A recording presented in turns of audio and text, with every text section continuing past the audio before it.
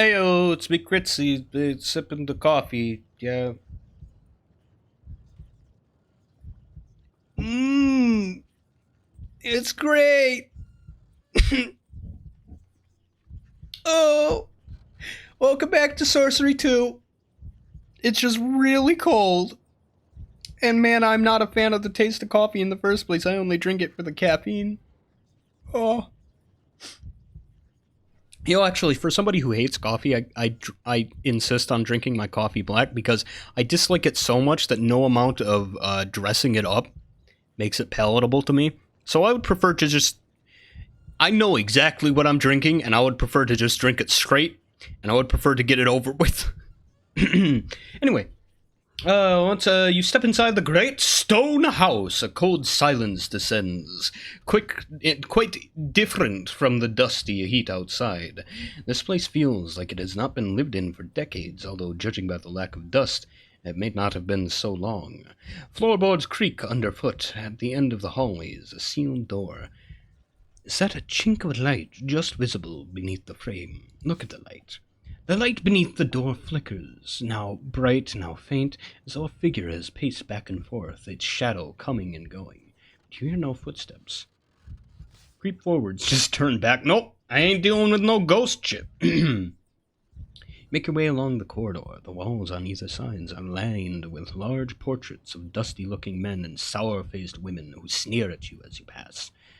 Look at the paintings. The figures in the paintings are all finely dressed, but they also have knife scars on their faces and nicks in their ears. These must be the thief kings of Kare's murky past. You pass a large metal coal scuttle sitting at the left-hand wall. Look in the scuttle. You stop to look inside the scuttle, but inside is blackened, and in the darkness it seems as though an infinitely deep pit was contained inside. Put my hand inside. Sure! You reach into the scuttle blind. The scuttle feels empty. Then your finger touches something sharp. So sharp it stings. Hello, moth. Like, oh no, the moth is inside my keyboard.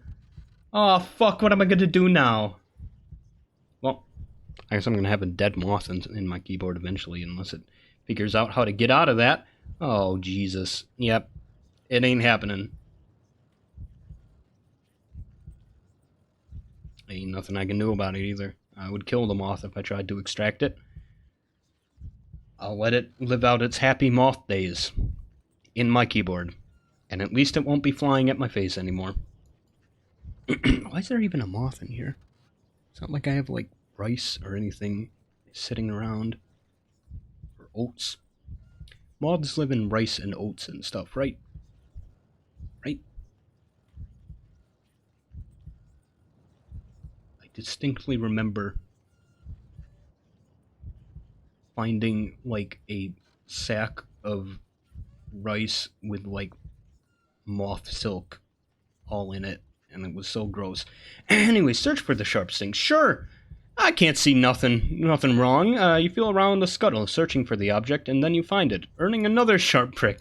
Keep feeling around, yeah, and then you have a clear sense that something might be climbing up your arm to the wrist. What is it? What could this be? In the darkness, you see nothing, but you grope around with your other hand and try to find out what the creature is, but you feel a sharp stinging pain in your other hand, and a moment later you feel the same biting sensation on your neck. And then you realize that there is still something wrapped around your hands as well. A snake! Oh. Alright. Kill snake. You make to raise your sword and kill the beast, but it has wrapped itself around your wrists, and now you cannot move your arms at all. You have had enough of this torture in the dark. You race out. No. Alright, just, don't stick your hand in fucking holes in the haunted house, yeah? Look at the light. Creep forward. Keep going. Look at the paintings. Look in the scuttle. And just leave it. Yeah, don't stick your hand in haunted house holes. Yeah? This has been a PSA. You reach the far end of the hall, and it's only a short way from the entrance, but now all is shadow. The only light that comes is from the gap around the frame of the door in front of you, and more darkness wells up to the right. You can just make out the first few steps of a flight of stairs leading all the way upwards into the second level of the house. I'm interested in whoever spooks around up there, but first I'm gonna loot the bedroom. You place your foot on the first step of the stairwell, and suddenly it begins to move. Is it alive? Some kind of thin, flat beast? Or is it a trap? Nah, just grab the handrail. It's probably just an escalator. You grab the handrail to steady yourself, only to find that it is moving as well. Hold on to it. You cling to the rail to keep yourself upright. It seems the rail is moving at the same speed, and underneath is a step underneath you. You rise to the top of the stairwell in a smooth motion and jump off in perfect safety. It is an escalator! Nice! You look around and find yourself an upstairs landing with doors on either side. That looks like a study. That looks like a... Oh, he's got a little bathtub and everything. He's got an actual toilet! My god, this dude's not just using a fucking stew pot and throwing it out the window. Nice. Library. Bedroom. Yes, loot the library. The library is in darkness. At the far end of it, eyes stare back at you. Look at the eyes. You step forward boldly, your own eyes fixed on those across the room. They do not blink. They do not even move as you approach. Stare it out. Show you mean no harm? You raise your hands to indicate you mean no harm. The eyes do not react. Then you see why. They're of a large portrait that hangs on the far wall.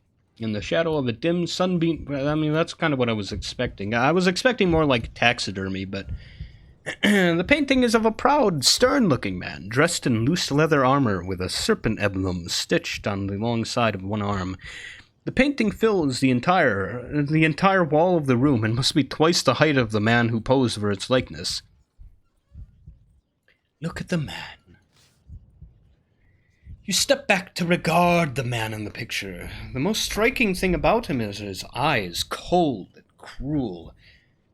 Oh, gosh.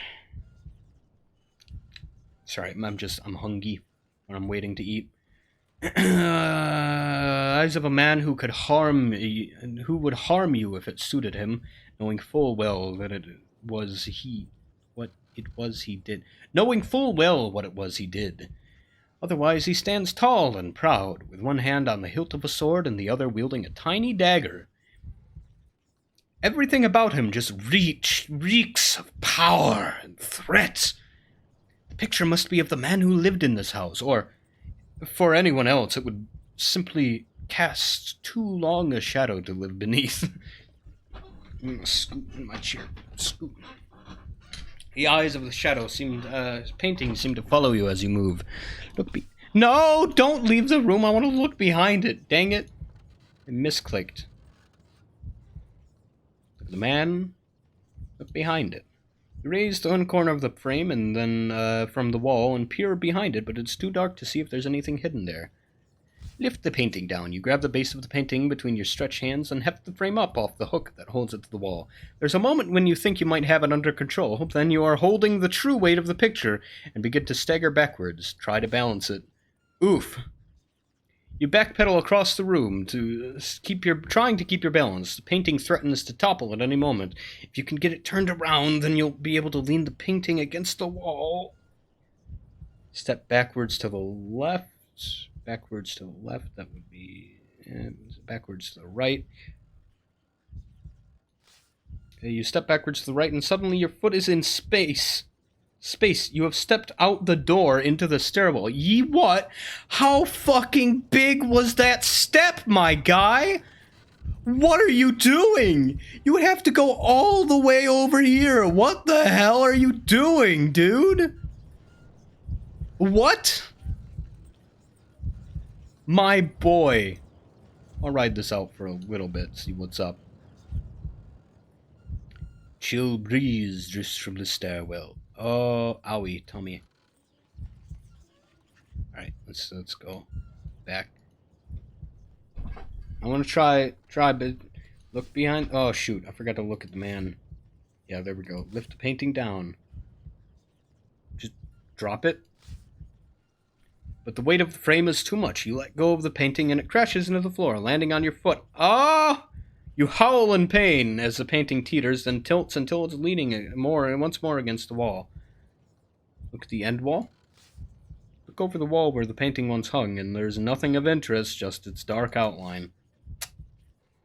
You turn your attention from the portrait. There's nothing else in this room. Really no interesting books at all. Return to the stairs, bedroom. Step through the doorway to a simple bedroom. The bed is unmade, and it looks as though the owner has left in a hurry. Personal effects are scattered all over the floor, and as if the place had been ransacked, which it probably was. A cane leans by the bedside. You see nothing else of interest. Look at the cane. The cane is a simple, straight stick with a leather top at with a leather loop at the top to slip around the wrist. It does not look like any sort of weapon, and it does not appear to be magic. Take it, because I know Theta's going to want that. Let's look at the bathroom, too. I'm probably going to run into Theta again. There's nothing in it, not even a mirror, only a gap where once one hung. The only fixture is an empty bathtub. Iron bathtub. That looks wooden. Whatever. In the middle of a tiled floor. Look under the bath. Crouch down under the bath. Something darts at your face and you leap back. Look down. You crouch down again and look for a second time. You see a rat disappearing through the crack in the doorboards. Bathroom. It's a jump scare rat. Top of the stairs. Nothing to explore here. Jump down the stairs. Yeah. Return down the stairs, which seem quite normal now, and back down to the lower hall. A chill breeze comes from the stairwell. Go to the room. You open the door, enter a wide, paneled room with a thick carpet. It is a study of some kind. The source of the light under the doorframe becomes quite clear. A roaring fire burns in an enormous grate on the other side of the room. Now that's not safe. You shouldn't leave a fire on when you're not at home, kids. Look around first.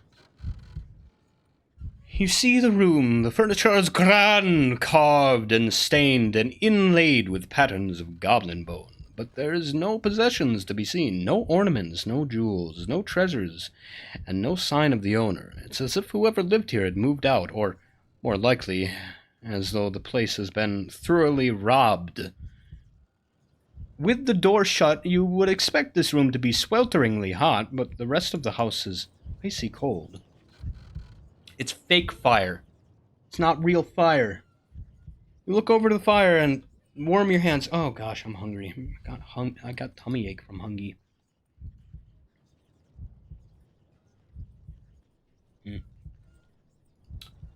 But the flames are nonetheless brilliant and as high as a man. Okay. I'm just going to boldly reach my hand, and you reach your hand into the flames. They crackle and dance, and you expect a searing heat at any moment, but nothing happens. All you feel is the draft rising up through the chimney.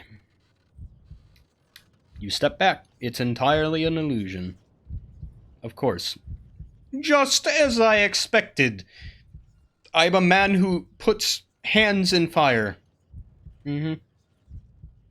Stealing your courage, you duck your head and step into the gate. Great. Gate? Great. Yes, great. Weird choice of words. I wouldn't describe the art as a great, but whatever. That was a yawn. The flames surround you, their crackles whispering in your ears as though you stood in a pit of snakes. But you feel no heat, your skin does not blister, and your clothing does not ignite. You stand in the middle of a fire like some kind of demon and feel no ill effects at all. From here you can see that the hearth expands backwards, much further than you might expect. Is it a tunnel? Or do you stand inside a trap, and its jaw is about to spring closed? Nah, who cares about traps? I'm a time traveler. Oh, my tummy. I might eat a snack between episodes here. Yeah. Or I could just fucking pause it right now and eat a snack in the middle of the video. You creep forward across the grate, through the flames, and beyond, into a low stone alcove hidden by the fire. The walls are made of solid slabs of stone. There is nothing here. No treasure, no secret doors. On the far wall is a strange set of markings, a series of long grooves, like scratches radiating outward from a small hole. Hang on, tummy. Yeah, you know what? I need a snack real quick. My tummy's starting to hurt because of all the coffee I've had. BRB. Okay, I got a snack. I'm still eating it, but I gotta, keep a schedule tonight, so. Cast a spell, yeah? Well, how about drop? Yep. D. OP. Open the fucking wall, yeah? Cast a spell across the blue wall. Nothing happens.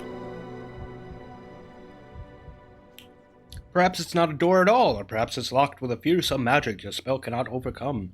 It's impossible to be sure. Alright, let me be a bit more clever with that.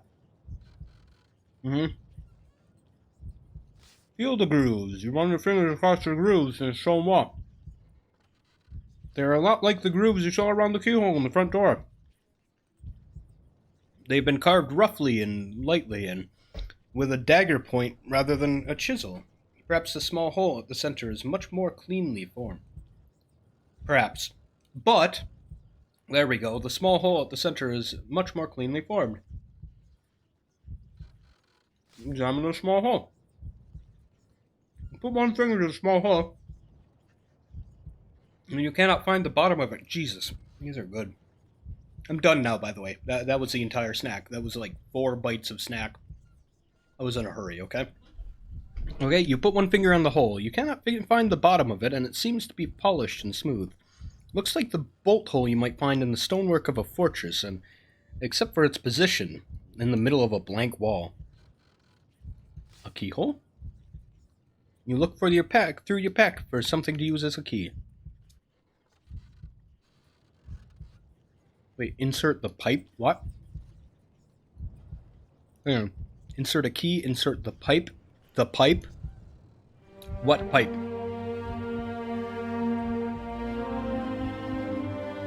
What pipe? Huh?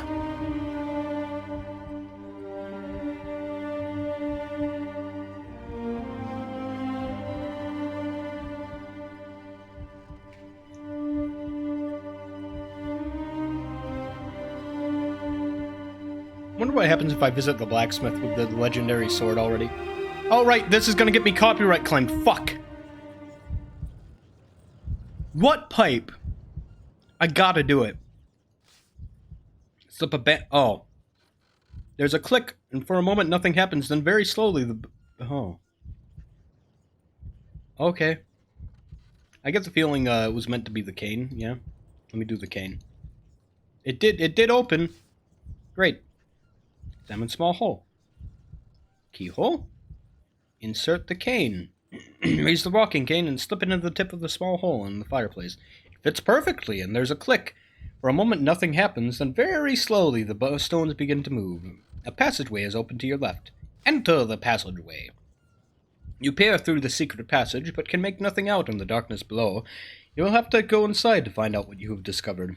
Looks like it might be a family crypt or something. Slipping through the narrow opening, you find yourself in a slightly wider space. The walls are cool stone and there are no windows, but the room is dark. In one corner, an idol stands on a small shrine, lit by 2 candles, which burn with thin, cold flames. This place reeks of death and decay. The shrine is covered in blood-soaked strips of cloth. Look at the cloth. The bandages are each an arm span long and as deep as your thumb. Each is bloodied in 2 places, spaced a few finger widths apart. What?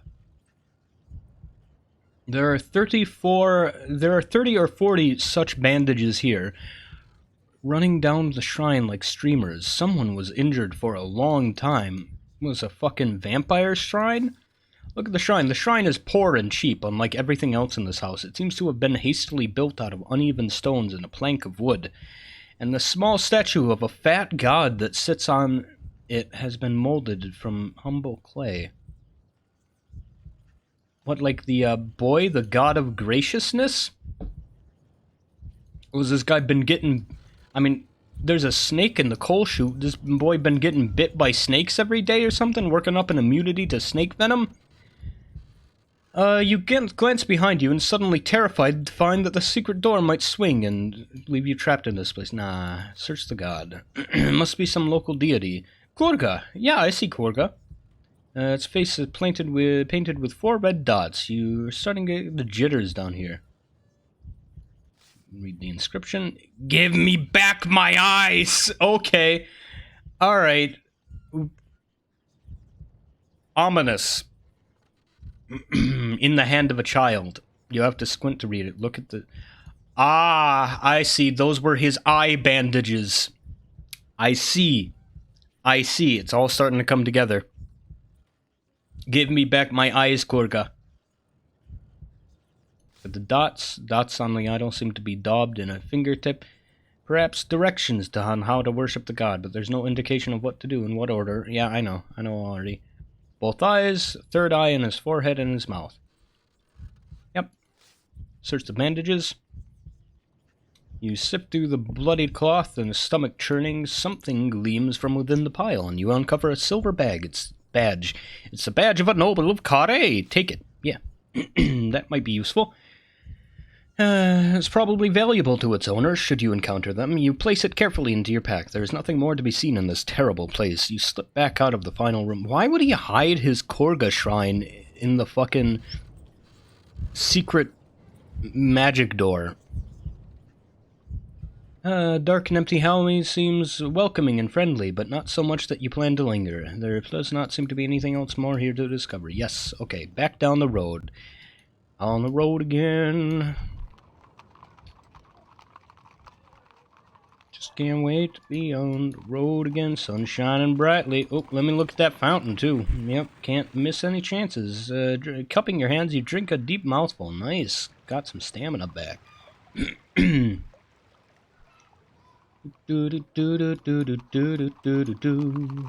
Oh, I can't interact with the horse again? I saw it shook its mane. Sorry, follow the path past the grand house. A side road appears on the left. Look left. What's through there? You see an arch, and beyond that a wide yard. You catch a guardsman. Oh yeah, let's go visit the guards! Sure! You step through the arch in the wide road. Suddenly you freeze. There is not one guard here, but hundreds. You have walked straight into the training ground for the city guard. Captain is calling out for orders at the front. We must be ready, men! The council is nowhere to be seen, and the city is leaderless. And all our intelligence says tonight is the night that Vic and his teeth will try to take the city. Yep. The guard lets up a rallying cry of disapproval. You have not been spotted. Perhaps using magic might give you the advantage. Can I not, like, go, hey, guys, you want some training? I'm really good with swords. Let's tussle. Let's tussle. You can get a good sparring partner. I can give you a couple tips. Big. Yeah, just fucking become a giant. Good hiding, dude. Nip. What's nip again? Cause speed. Wall. Force field. Nip. Fog. Foff? Yeah, Foff is force field, yeah. Big, sure. Become a giant. Hello! You grow to 3 times your size. You are now definitely quite threatening, but also extremely visible. Guardsmen quickly form into 3 lines, armed with halberds, surround you. Their weapons keep you at bay until you finally shriek back down to the size of... Why? Why? We've caught ourselves a sorcerer. What do you want? Why do...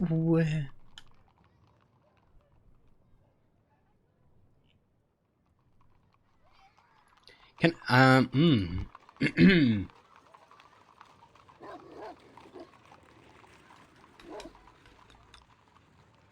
Hi? Aw. You look around for somewhere to hide, but you are in an open yard.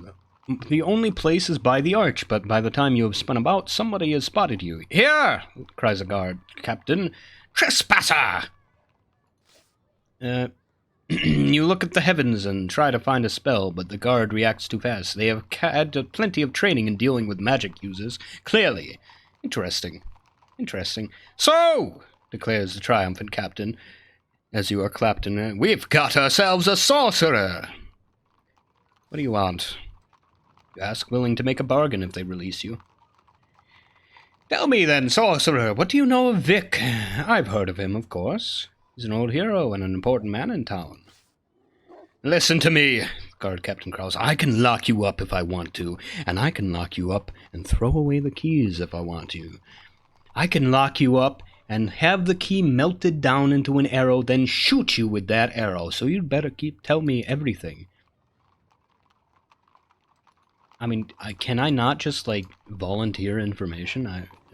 I'm into helping the people. Like, Vic's here to, like... I mean, these guys are actual guards. Actual law enforcement in Thief Town. What do you want? I've heard of him, of course. Tell me who Vic is. Vic? Everyone knows Vic. Vic is the head of the slavers. Vic, who used to be a shield man of Glandragor the Honorable. Glandragor didn't retire to Carre, of course, and Vic was never honorable. He bangs his fist into his palm. Vic, who plans to overthrow the council. He's using werewolves. You answer, I didn't conjure them, but I've seen them. Werewolves? Captain laughs, huh? So hold the city for 2 days, and then the moon will turn. These werewolves seem permanently changed. Explaining the plate armor you saw. I don't know how he's done it, but he has. Captain sighs. Then the rumor is he's planning... The rumor is that he's planning something soon. Maybe as soon as tomorrow night. We have no idea what. He's going to win. I mean, I would like to just tell them. I don't want to be a bitch about... Sorry for swearing. That was untasteful swearing. He's going to win. Captain Shake says, no, he won't. He can't. He looks suddenly concerned. He'd better not. Do you really think so? It seems that way. Right now, I agree. But perhaps capitulation would be best. He begins to chew his mustache in deep thought. He gestures to his men to undo the irons on yours. But don't go wandering to the city guard barracks again. It's a sure way to get yourself thrown into stocks. Oh, I want to help them more. I like the guards. Dang it. I want to help the guards, man. Shucks.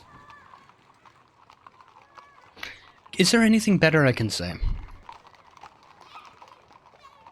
Hang on, let me try that again. Hide. Just stand around, cast a spell. So what do you want? I've heard of him, of course. Heard of him, of course. And then you're gonna threaten me? Tell me who Vic is. He's using werewolves. Yes, and these werewolves seem permanently changed. You'll need spies. You'll need spies. We will! We had some, but we lost them. Everyone who gets into Vic's organization doesn't come out. I suppose he pays a lot better. He drifts off in thought. Gestures to his men to undo your... But don't... nah, I like the other ending better. Alright. Let's just go for the other one. Hide. Cast spell. Ooh, I'm a sorcerer. Magic man. Wow, magic voodoo. Spooky. He's an old hero. I haven't heard that name in quite a long while. He's using werewolves. Werewolves are permanently changed. There you go, there's some information. Too bad I literally can't give you any more. He's going to win. Seems that way, give him hope. And now just walk on out. I mean, it's reasonable that they would arrest a random intruder. You press up the... I just saw walk on my knees, and I'm imagining this dude walking into Dwarf Town, and just seeing everybody's short, and then having, like, the racist assumption that they would find it less offensive if I walked on my knees. That sounds like a disaster. You press on up the road, and you notice that the huts on either side are growing smaller. The roadway is now bustling with dwarves on either side, on other small fellows. It seems the contemptuous looks you're receiving from the inhabitants of this sub-hamlet are not kindly disposed towards human-sized outsiders. Just keep going. You reach the middle of the dwarf ghetto, near a small square, with a general store off to one side. Further up the street, you see a small crowd gathered into two scuffling creatures. I'd like to visit the scuffling creatures. What are those things? What are those? Fucking Keebler elves or what? One of them looks to be a fairy. Aye, dwarf tune. You push your way through the small crowd. In the center, two tiny creatures are grappling fiercely with one another. One is a pixie and the other is a sprite. Oh, yeah, of course. Of course! It's a pixie and a sprite. I can... I mean, look at them. You can tell they're a pixie and a sprite. I mean, my guy can obviously identify these immediately. It's obvious. Everyone knows that. The onlookers are quite fascinated, with some cheering on the pixie and others rooting for the sprite. The sprite looks almost exhausted. Place a bet. Look about to find someone to place a bet with, but there isn't time. The sprite goes for the pixie in a tiny arm lock, and the pixie ducks, spins around and flying... Wait, sprite looks almost exhausted. Pixie ducks, spins around with a flying kick, and knocks the sprite reeling backwards across the dirt. With a hip, skip, and a jump, the pixie is sitting on a fallen sprite's chest with 2 fingers up its nostril. Do you yield? It squeaks. The other creature makes a yelping noise, presumably a yes. The other crowd... he put the... Pixie put his fingers up the sprite's nose. I see. The crowd cheers and depths are settled up. Okay, hang on. I want to get more story out of this. That's like one thing. Help the sprite? Okay, so literally nothing you can do. Alright, so it's just a little lore there. You know, they like watching tiny people, these little people like watching tiny people wrestle. Yeah, obviously. You duck your head enough to squeeze through the doorway of the dwarf store. Dwarf? The proprietor is a stocky type of advanced years, who peers at you through a pair of bottle-glass spectacles, balanced on a long, gnarly nose. You're not a dwarf, he observes, with uncanny accuracy as you enter. I want to look around. The dwarf shrugs. And look away! If you've got enough No, he doesn't actually have an accent. And now who's the racist one?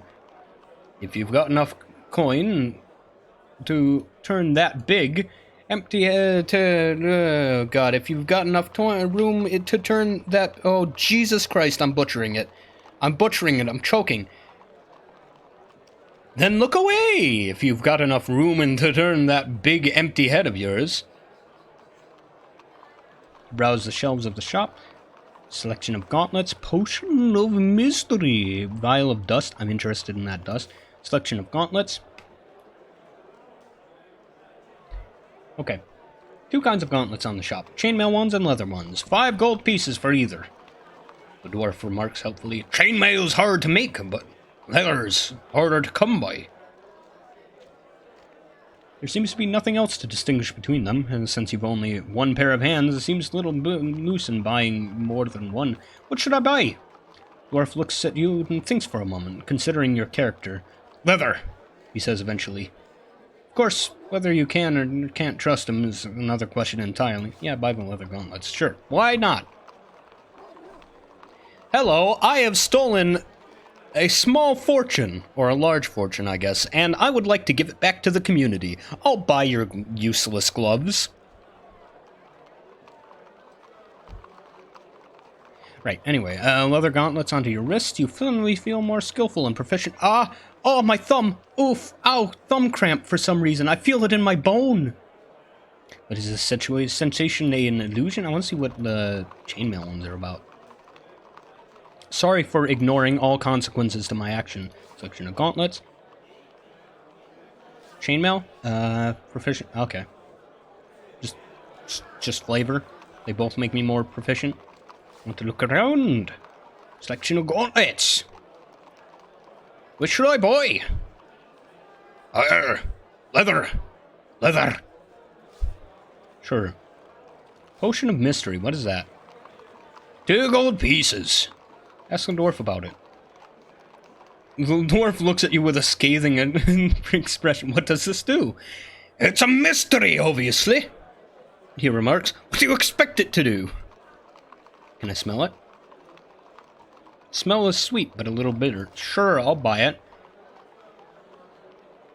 Drink it, sure. You gulp down the potion and the dwarf watches. I've always wanted to know what it does! A moment later, you are suddenly feeling much more skillful. Your muscles are bulging, and a moment after that, you notice something fall onto your shoulder. Seems your hair is coming out in clumps. The dwarf behind the counter nods. Oh, one of those! I sold one of those to the chef thing last month. The dwarf harumps, leans back, and waits to serve you. So what happened?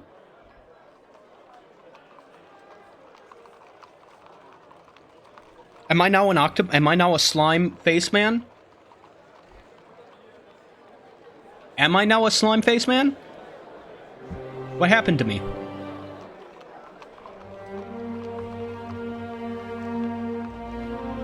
What happened? I feel like I'm missing some magic items.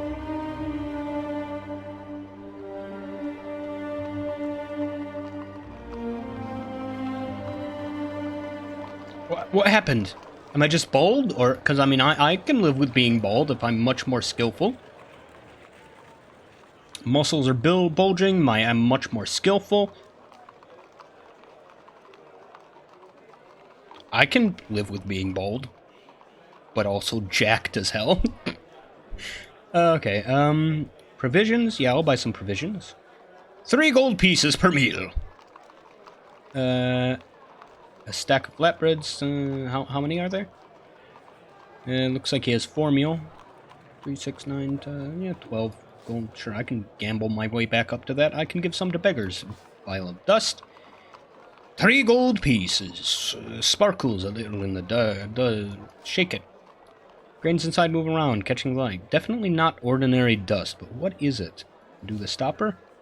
Dwarf reacts with lightning speed. Don't! He exclaims, it will spill everywhere, and then I'll have to clear it up. All right, sure. Yeah, I'll buy it. I'll buy everything you have except the beeswax. I haven't really used. Then, with exaggerated care, you open the stopper and look inside. It does not contain dust, but sand. Sure. I mean, it seems like it's only 1 use, so I'll be careful with it. But pleasure doing business with you. Keep your feet on the ground. You head back into the Soundlight. Yep. Sure. I bought some dwarf stuff. And no gold jewels, but I got some sand. And special skill gauntlets, right? Hang on. Why is it... Is it not displayed in my junk? Other gauntlet? Drop? What do you mean, drop? What do you mean, drop? I can just abandon my leather gauntlet? No, I like the gauntlet. So does it use up the sand if I use it? I thought it was a vial of sand, too. Hang on a second here. Okay, back. So the snack that I had earlier was a zebra cake. Here's some Critsy lore. My favorite junk food snack, cake-wise, is zebra cakes. Also, they're vegetarian friendly, so that's nice. Some like cheap cakes and stuff use like little bits of gelatin in them, and it's made of bone, and like it's not necessarily gross to me, but I can't justify myself eating it if I'm trying to be a vegetarian. Anyway. The road narrows as a slum dwellings, either side of the more built up. Yes, finally it opens up to a small plaza in the shade of a large domed building. Yes, some kind of sprawling covered market. You look left and right and see several other roads entering the building through different archways. A group of serpent heads are just passing by. Talk to them. You stop one. Greetings. Oh, that's me. Sorry. Greetings, you begin. What is this place? The serpent head looks back at you, unimpressed. It's the artist's quarter. Nope. I'm going not rr. They have a roof over their head. Over them. A heavy roof over them. And their paints run. And they complain. They have to have a roof over them, or their paints run and they complain. Nothing is worse than a complaining artiste. Great. Great voices, remarks the second creature. Sounds... my guy, first he wants to walk on his knees in the short people district, now he wants to hiss at the snake people. Thank you. You're welcome, replies the first serpent head, who appears to speak quite normally. Oh man. I'll give you a tip. Don't pose for any pictures, you'll regret it. What, am I gonna get my soul stolen? With that, the serpent heads march way inside the building. The market seems to be a confusing place. Various tracks head off into different parts on its walls. Can I not, like, explore different parts of the market? Or visit the market? I remember there's a carpet salesman here. That's the only thing I remember of this place. I think somebody else makes food, maybe? There's a market of maize and a maze of alleys. Every inch of space is being used for trade. Shops, stalls, and piles of goods are set on crates and barrels. Hawkers bellow in their wares, each trying to shout down the next.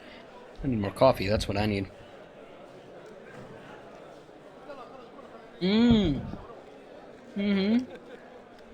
People in all manner of strange creatures. Wait, is there a difference between people and creatures? Mill about, quite lost, and very few seem to actually be buying anything. There's a lot of market here. Oh, hell yeah. Give me a gold jewel, man. I want that. You lose yourself browsing the stands. Most sell carpets, but some also offer incense burners, lanterns, and potteries. You can't see any blacksmiths or food stalls, however. Oh. I want to look at the stalls! Let me buy some stalls! Move through the market, elbowing your ways through the shoppers and hawkers to stand below an enormous glass dome. Through the hubbub of passerbys, you spot the exit across the hall. Noise rolls like thunder. Yeah. But I would like to buy! Sell me goods. Khajiit has wares. Firemaster stall outside, several ornate fires. Boy's just selling fire. This man's just selling fire. Firemaster's face is a patchwork of scars and scabs, and he smiles a ghastly smile. Hello there, he groans. I hope you're interested in fires. White, green, blue, and black fires burn side by side in a row. Like fires and like flowers in a window box. They're actually quite beautiful and almost hypnotic in the way they move. What are they for? Different things. Maybe for relaxing. Maybe for making the ladies fall in love with you. Some is for cooking. Others are warm. But I don't sell many of those. My favorite, though, is inside. He glances meaningfully at the hut door. Show me. He gestures you inside. Be my guest. In the centers of the firemaster's hut is a fire blazing away, threatening to engulf the entire room. But the flame is giving off remarkably little heat. You're not even breaking a sweat, standing this close to it. Yeah, sure, go closer. Take a few steps closer. From here, you notice that the very heart of the fire is a wooden chest. Fire reminds you of one in the grate of the large abandoned house you explored earlier. Can I not just talk? Just inside is closed, so you cannot see what's in it, but clearly it is not burning despite being made of wood. Cast a spell.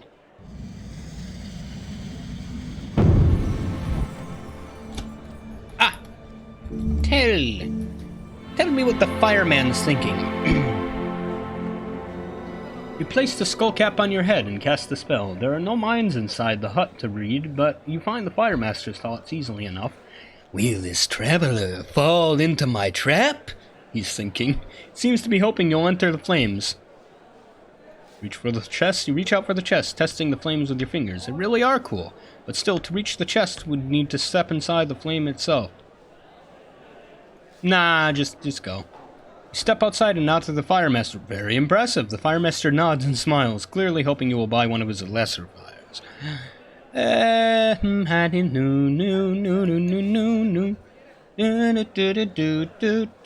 What is that song?